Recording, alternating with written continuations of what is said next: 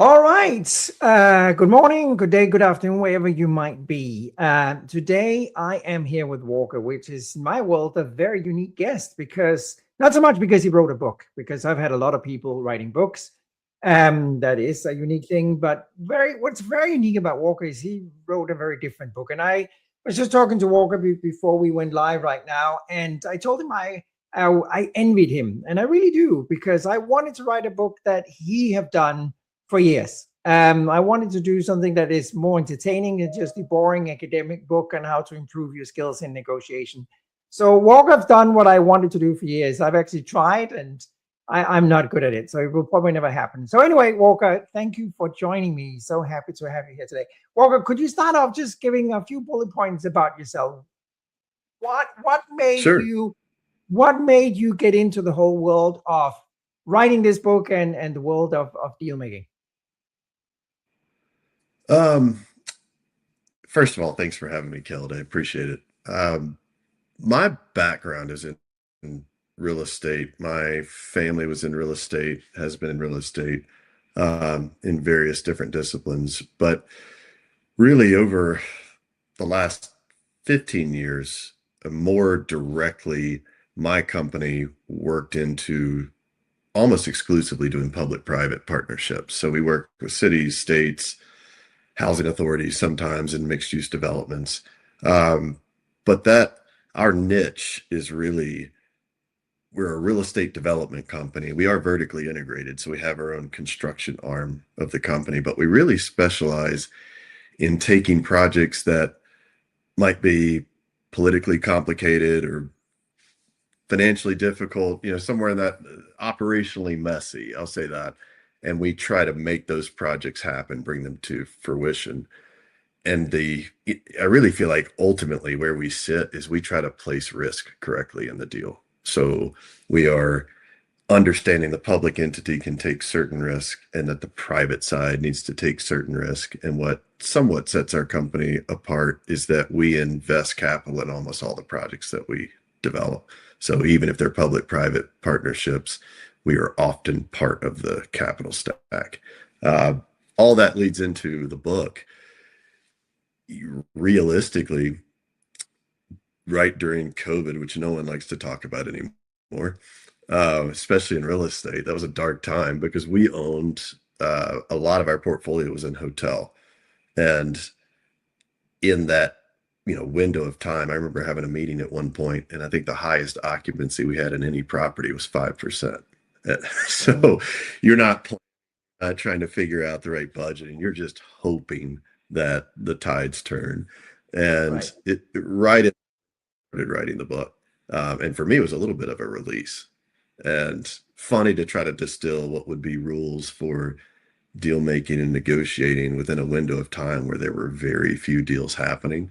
Um, Oh, but I would say for Arctic, I set it aside after that, then picked up a publisher probably 2 years later, really recrafted the book a bit, and had some fun writing it. hmm. What a great story from a dark background, but I think it's cool. Um, I have a quick question to you, Walker. I flipped through the book. I really like it. It's a great combination of a lot of really valid learning tools, things you can improve on, and at the same time being very entertaining.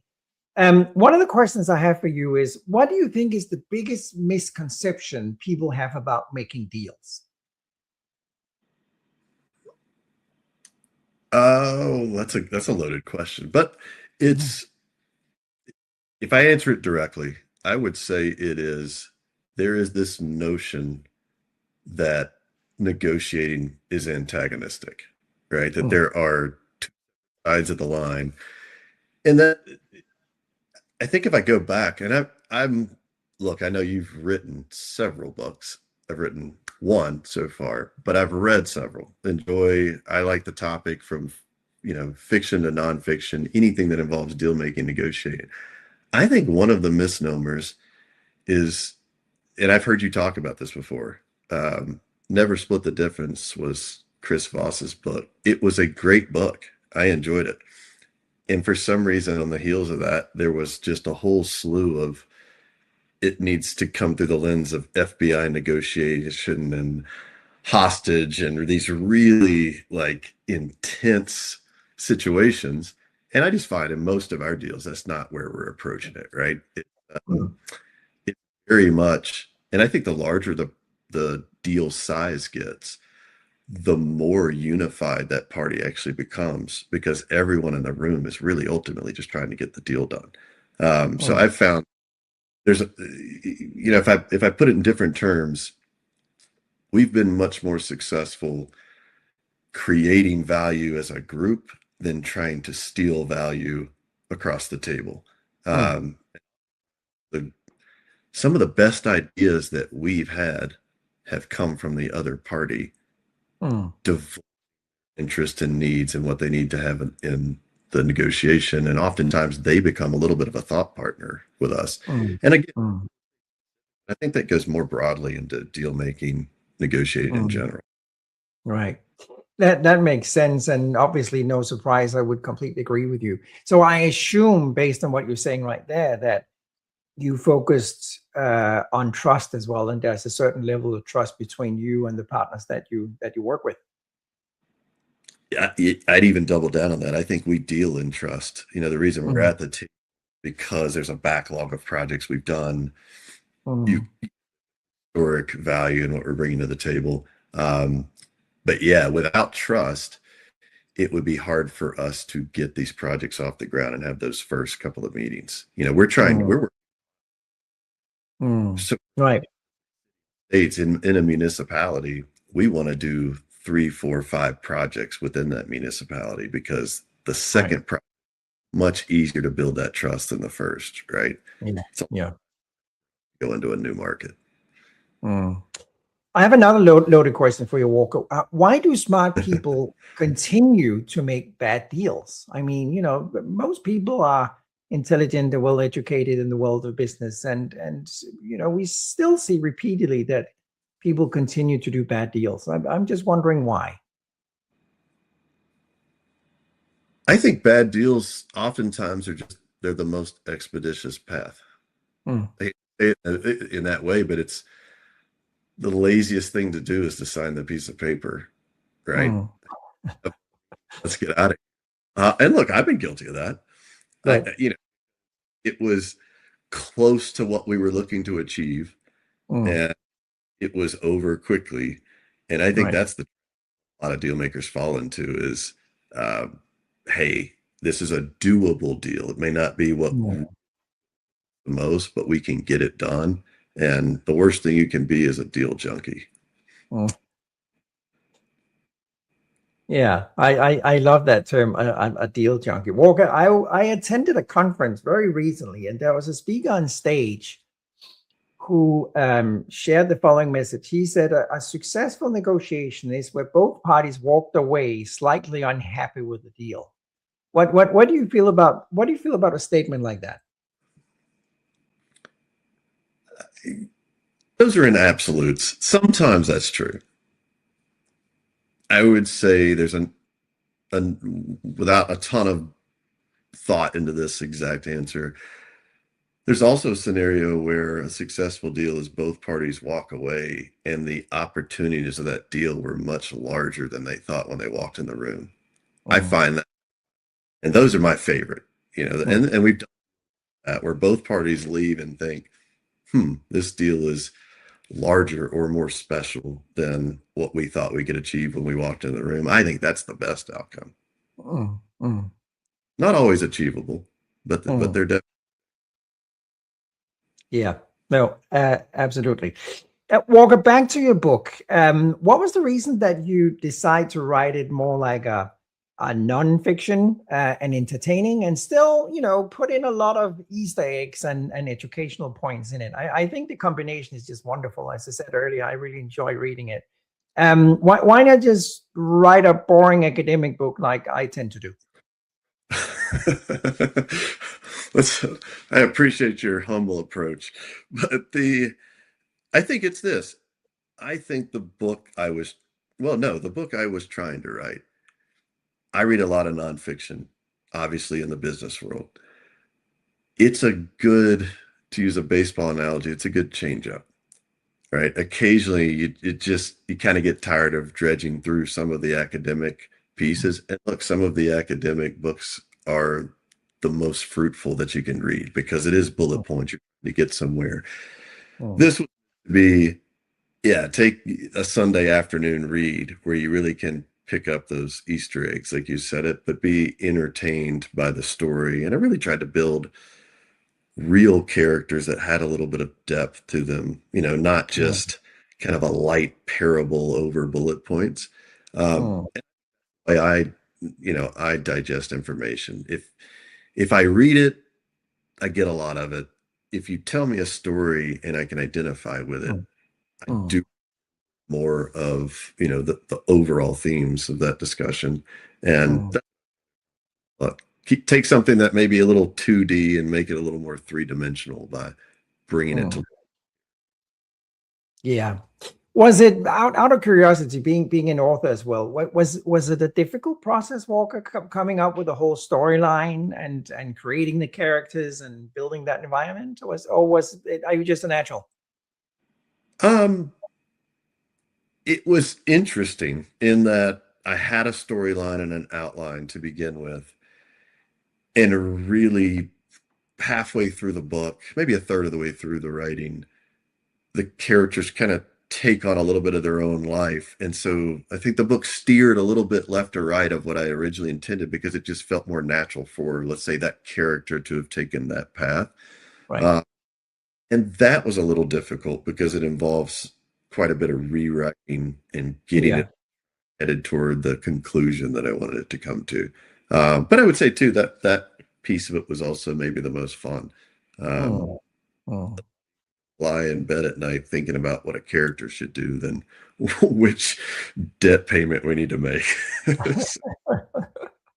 Yeah, I get it. Could you give our viewers just a few highlights what the book is about? There's seven things, as I recall. It's a couple of months since I read it now. There's seven things that advises that your main character is getting, right?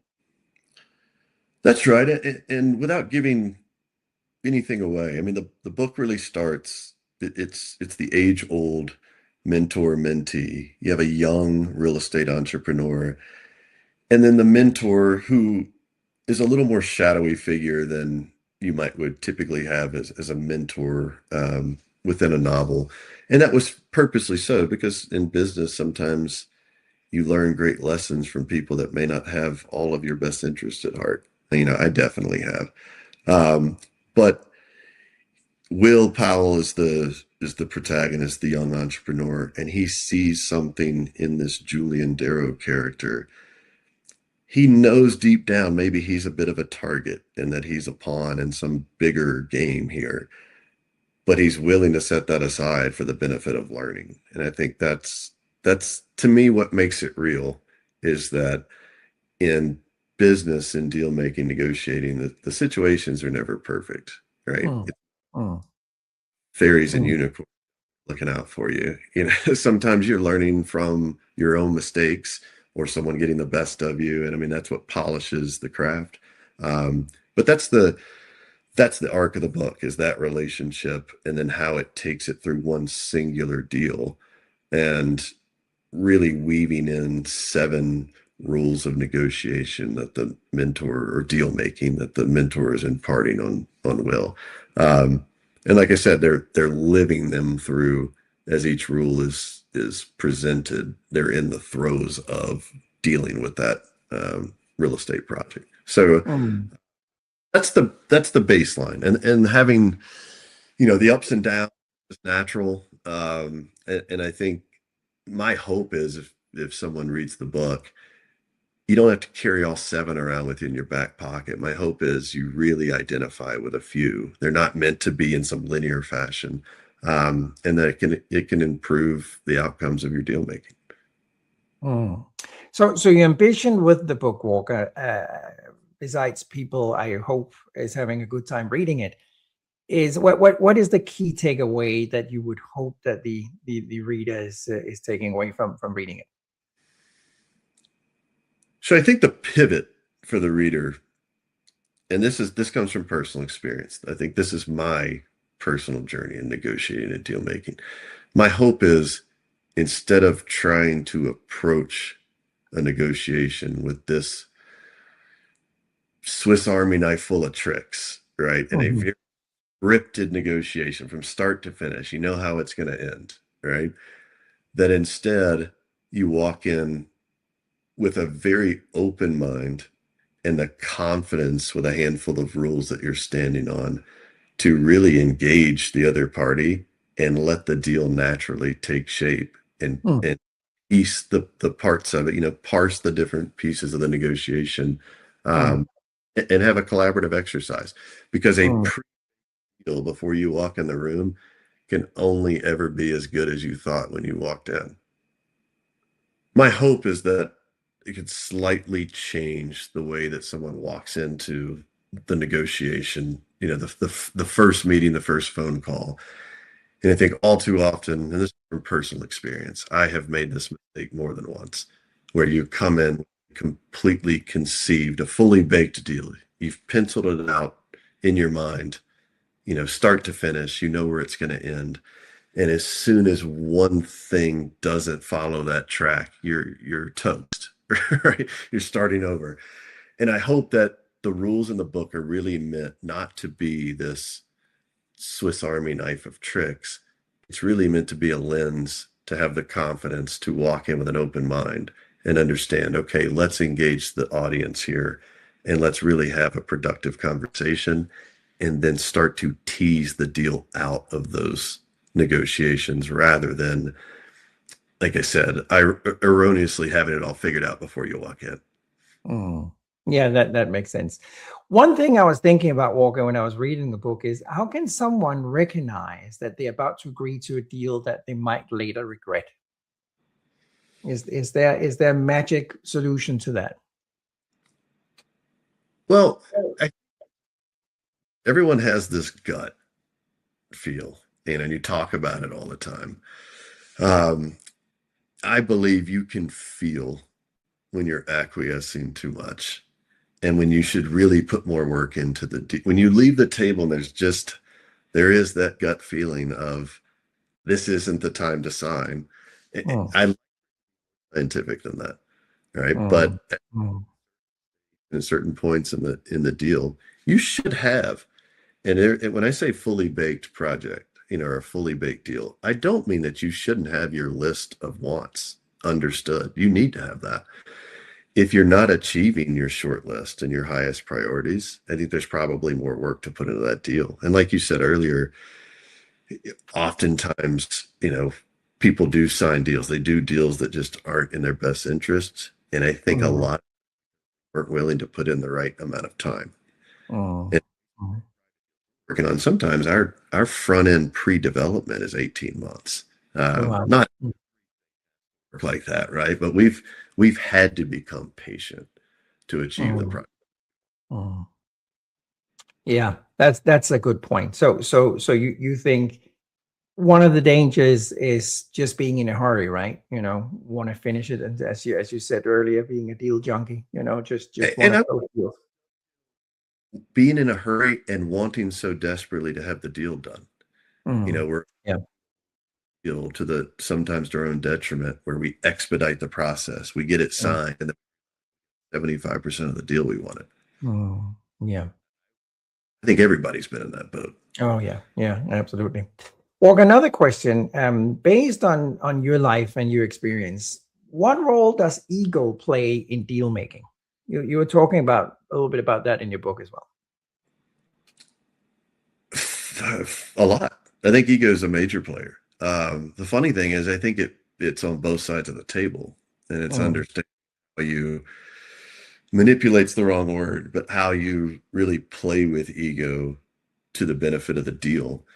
mm, Um, One is to check your own and understand that maybe 100% of what you thought was going to happen is not going to happen, and potentially the interest of the other party are not what you thought they were going to be. But if you get underneath that question, I think one that's important is, the more dynamic the deal is, oftentimes there's more than two players, right? It's not just mano a mano. Um, engaging people that may be junior to the most important party, and their ego is often really important to us. Consultant that happens to be sitting around the table, because if they're around the table, they should have some value to the deal, to the thought process. And oftentimes we get stuck, just tell me who the decision maker is. And be in the room, and they need to be the final say. But engaging the other people in the party, those are often where they understand the inner workings of the other side. They may divulge some interest that you need to understand, and stroking their ego a little bit here is an important part of the project. Yeah, exactly. I have met quite a lot of people, students and clients, who think that being successful in negotiation means closing a deal. And then they get kind of shocked when I tell them that you can actually be very successful by not closing a deal. If not closing a deal is better than closing a deal, obviously you have been successful. Walker, have you seen situations where walking away created more value than actually closing the deal in your own business? 100%. And they're painful. It's painful to walk away from a deal that you really want to get. But like I said, oftentimes we're doing 3, 4, 5 projects with the same development team or economic development team on the other side of the table. Some of the best negotiators I've dealt with, and some of the people I think that have taught me lessons, they are willing to take the conversation all the way to no. And that sounds so easy, right? But that's a difficult thing to do, and it takes a certain level of discipline. And the other side understanding that you are literally walking away and going pencils down on the project lets them understand that they got to know, and that you'll just beyond that. Definitely circled back more than once and done that deal that we walked away from, and sometimes 2 years later.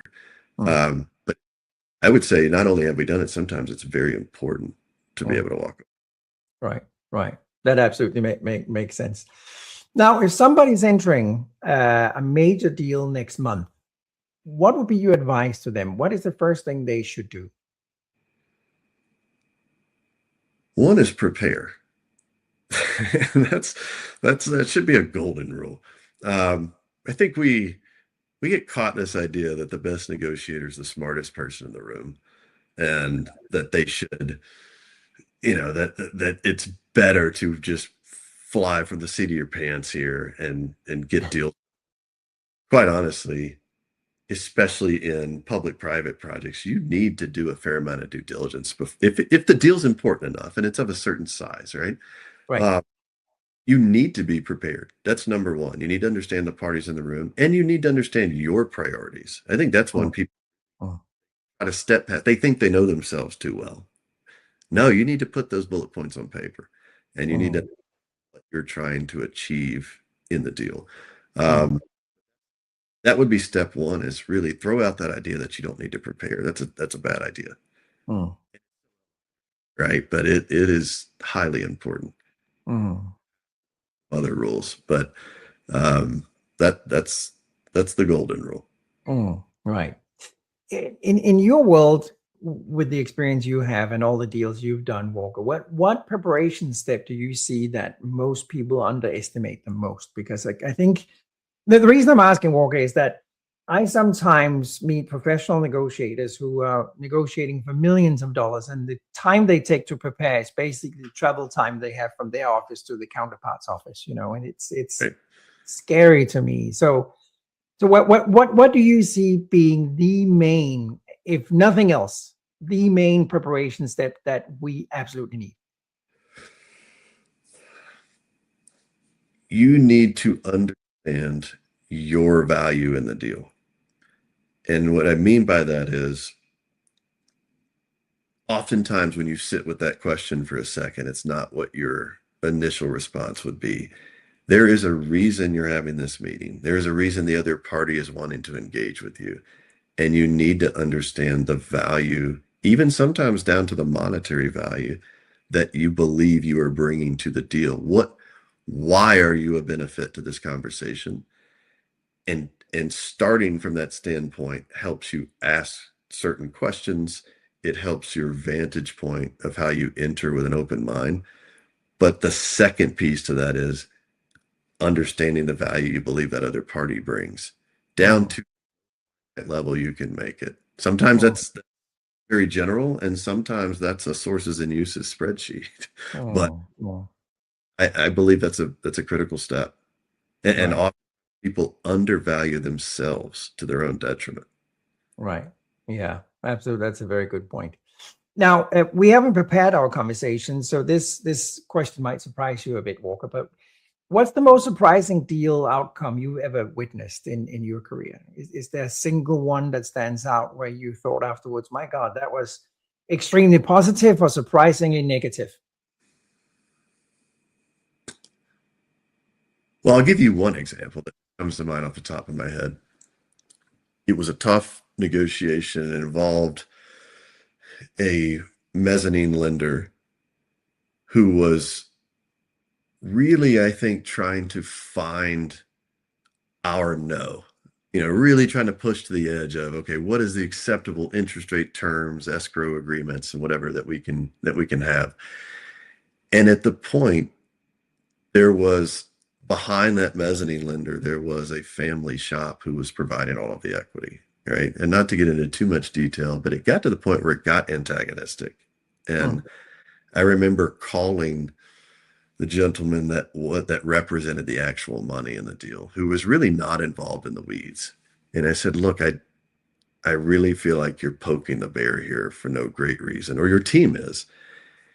If you could just tell me what you want, we can walk away or we can agree to it and we can move on. And I was sure when we hung up, because I didn't know this person, that this deal was dead.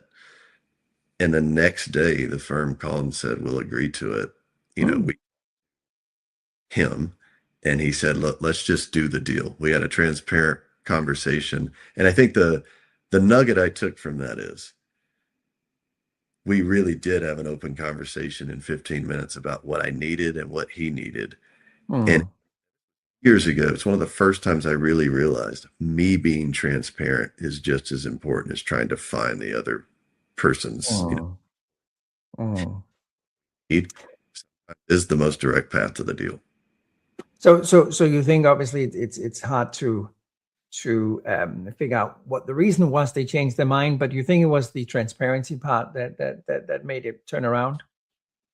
Absolutely. I think we can just get too guarded with we're hiding, and I'm not saying divulge every possible thing you can. That's Mm, not, mm, but allowing the other person a window into what's important to you, mm, the more dynamic the negotiation becomes, where it's not just about price, it's about several different facets. And mm, case, I rarely find that price is the most important mm, metric. mm, mm, Having a window into your needs helps the other, it mm, turns into a thought partner.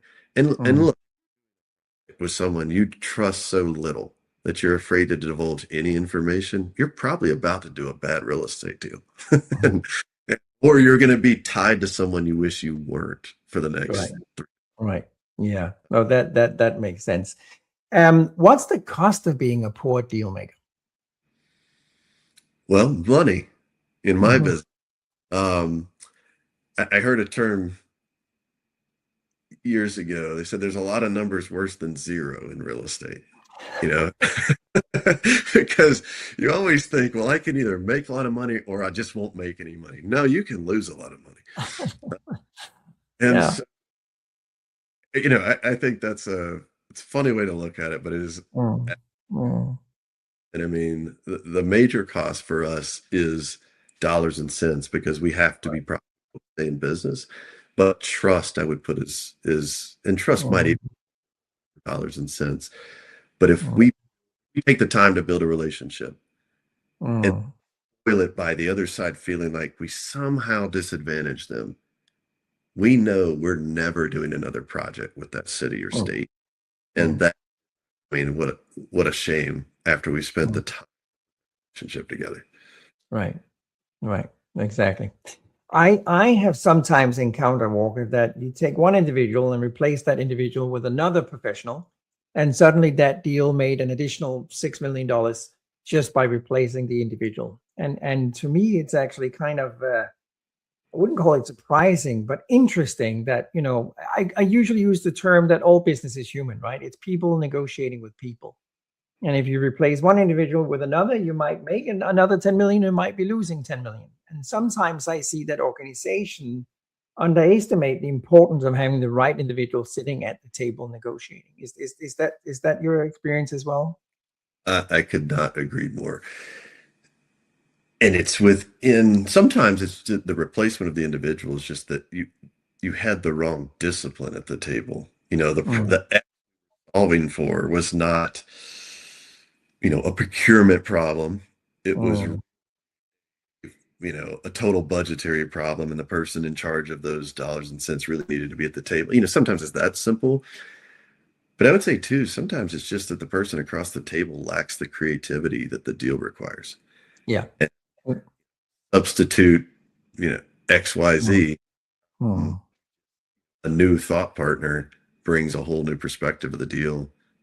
Have to mm. our dealings. Yeah, absolutely. We're getting close to the end, Walker. I just have a few more questions Sure. that hopefully only requires a simple answer. And one of them is, if everyone applied just one principle from your book, what do you think would change in their life, in their career?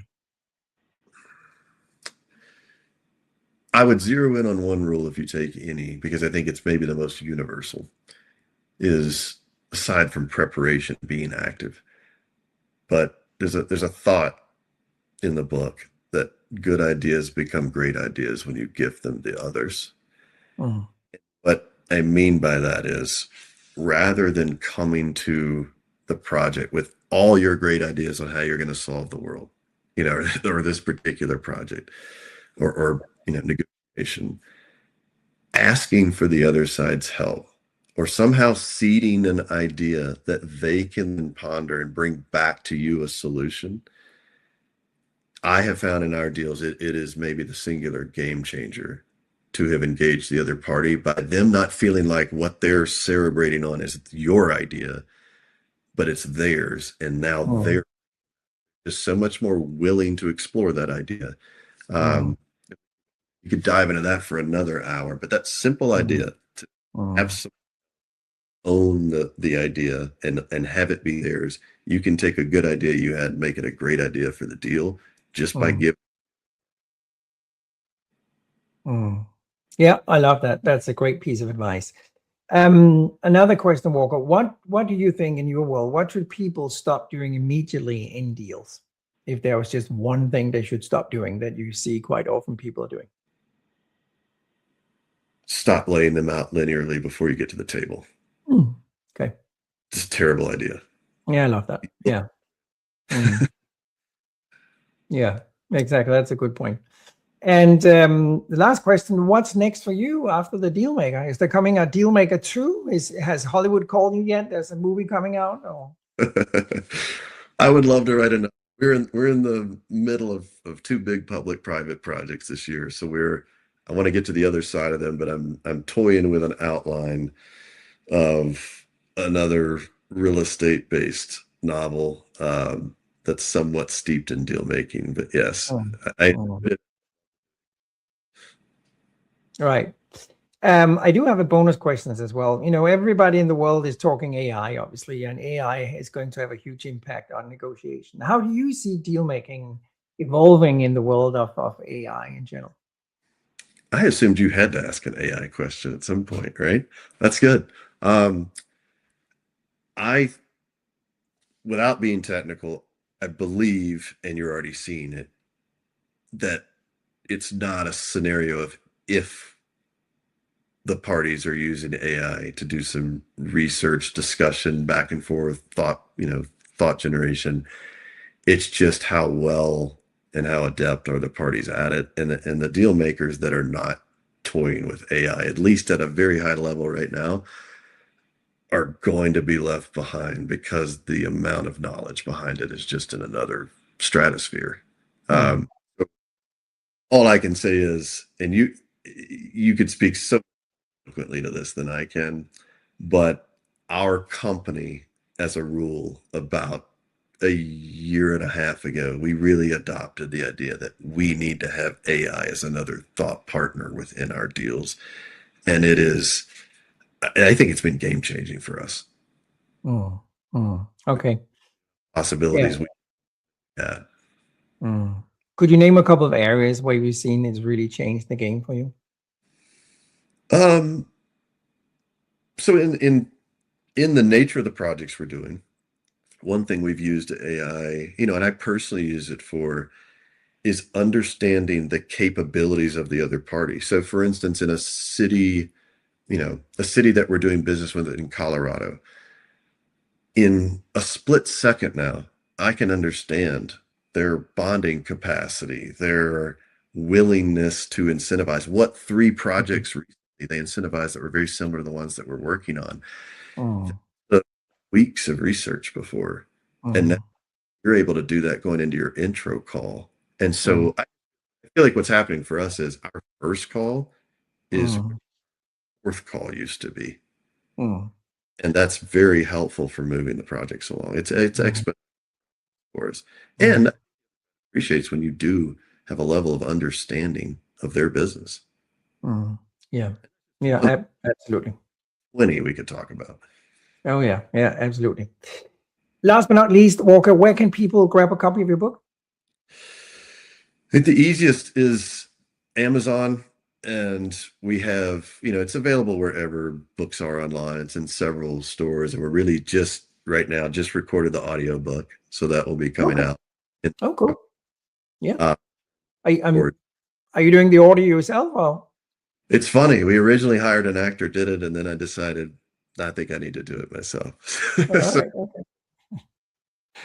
but yeah, again, in about 60 or 90 days. Okay. Well, that's exciting. Great. And thank you so much. I enjoyed the book. As I said, I envy you being able to write a book from this angle, and doing it as a fiction is really great. I would advise everybody to pick it up if you do have any interest in deal making and negotiation. So, Walker, I wish you all the best in your business and with your book. Thank you so much for joining me here today, and thank you for everybody who was watching and listening. Thank you, guys. I've enjoyed the conversation. Thank you very much. Sometimes progress feels painfully slow, and waiting for results can be frustrating. Traditional negotiation can often feel like a standoff, leaving both sides drained. But with partnership negotiation, collaboration speeds things up. Transform slow results into a launchpad for success. Discover the power of partnership negotiation today.